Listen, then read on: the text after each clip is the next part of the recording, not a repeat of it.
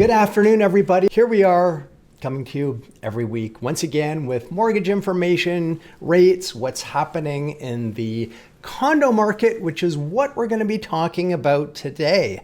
And there is a shred of good news about the condo market currently. Now, we hear a lot of horror stories about the condo market in the news. You hear a lot of doom and gloom. You hear about how appraisals are coming in low, people are losing deposits, values have fallen substantially, which they have across all housing types, but you hear condos getting the bulk of the bad publicity here.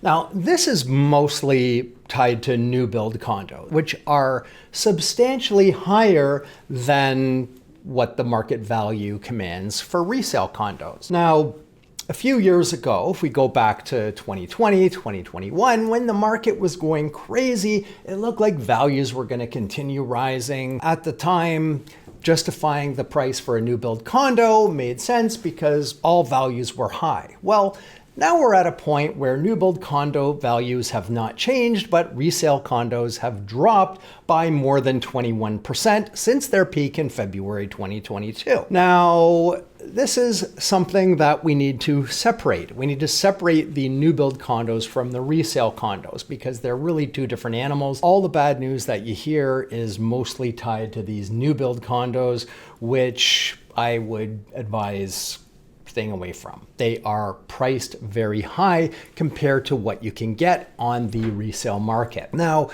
values have been dropping across the board, as I mentioned, for all property types. The good news, or shred of good news, is that in March, according to the Toronto Real Estate Board, condo sales have increased by 1.7% year over year. Now, not a lot. It works out to a total of 1,422 sales, of which 951 were in Toronto, within the Toronto city limits, and 471 were within the 905 regions.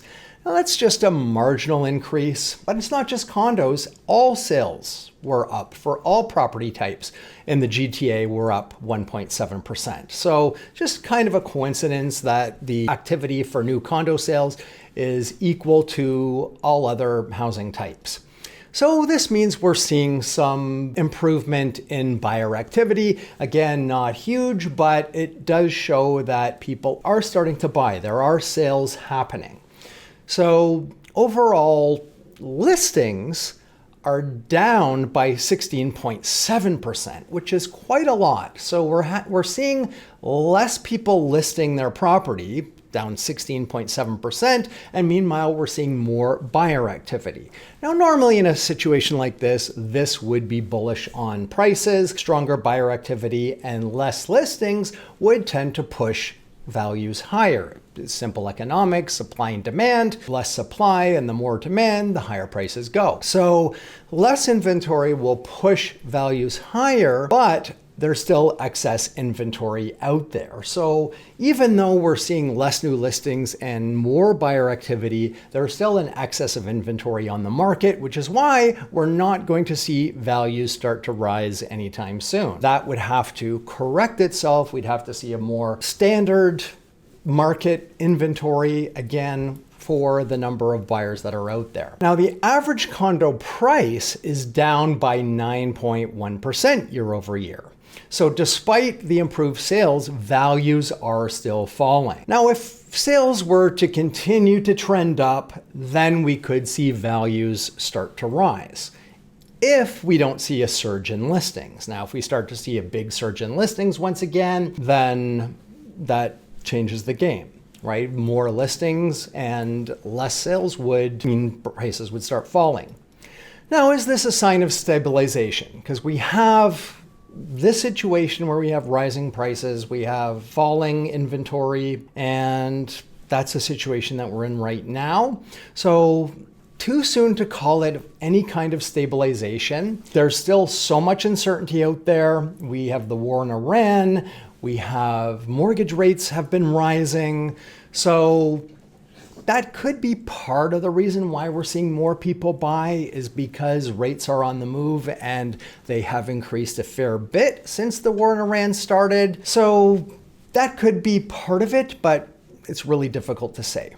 Now, overall, moving forward, the future is still uncertain. It's riddled with uncertainty right now. We don't know if this upward tick in sales is just a blip, but we'll see if that continues and changes the situation. But for now, there's still a lot of uncertainty out there, so it's hard to say what is going to happen moving forward. As far as rates seem to have stabilized for now. The bond yields have fallen off their peak, so hopefully the upward trend in rates has stopped and we'll start to see them tick back down. Too soon to tell if we'll see that. Right now, at least the pressure has been turned off of the upward movement in rates, but we would still need to see the bond yields fall a lot more before we start to see any drop in mortgage rates. Now, if anybody has a purchase closing within the next 120 days or a mortgage coming up for renewal, you can reach out to us at info@pmtmortgage.ca and we will let you know the absolute lowest rates you'll be eligible for your specific situation. We will lock in a rate for you. If rates drop between now and your closing date, we will ensure you get the lower rate. But if rates continue to rise, then at least you're covered there.